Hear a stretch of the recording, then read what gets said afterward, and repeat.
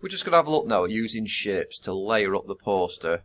You can completely change the look of things. We might want to do this, we might not want to do this, but let's have a go at it and see what happens. So let's go to logo first.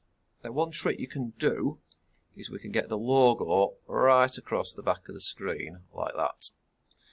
The beauty of this is because there's a bit of white on the logo, it sort of whitens up the background, which obviously emphasises what's in front. So on your layers here, you can pull them up and down. So if I want this to go right to the back, I can pull it right to the back, like this, by pulling it down, but now the background is in front of the logo. So we have the logo below, and HomeFit sits there. Now, there's basic things you can do. So the opacity is sort of like the transparency. So if we think that's a bit too much in your face, and we don't want the logo like that, we can drop the opacity. I'm not clicked on the logo. Let's try that again. Click on the opacity. Just drop it down like that. So your logo's there in the background. It just sits there nice and transparent. What you can do as well is you can actually put a full logo in the corner, just have this as a background image, just to give the customer a good idea of what HomeFit looks like. I mean, what I can even do is I can pull up the visual identity to there, just stretch it out a little bit,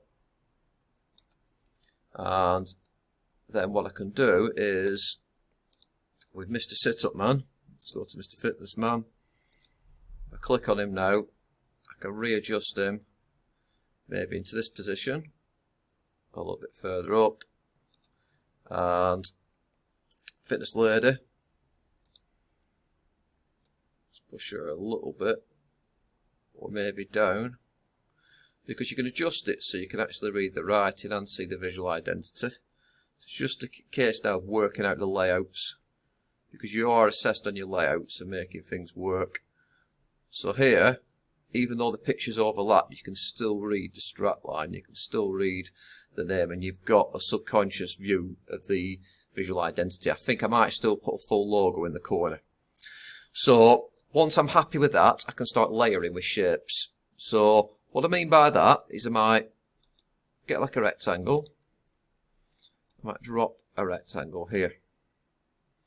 Now the reason I'm going to do this is I'm going to put some more detailed writing about how to subscribe to HomeFit. Now, white space, this term white space, means that if I go to my fill, let's go for a normal paint bucket fill, what I might want to do is I might want to pick a white,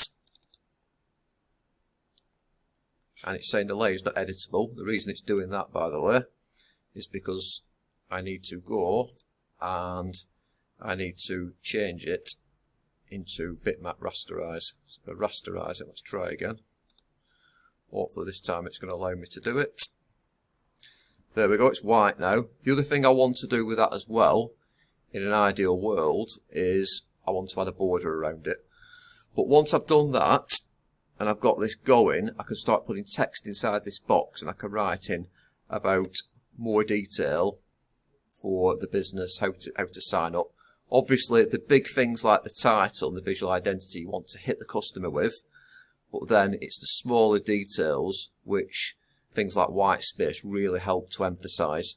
So I'm going to go into more detail on possibly putting a border on this and making it stand out, pulling in a smaller version of the logo to this point, and I'll catch up with you in the next tutorial and we'll push on a stage further. But just have a play with blending in your visual identity into the background and see whether you like that method.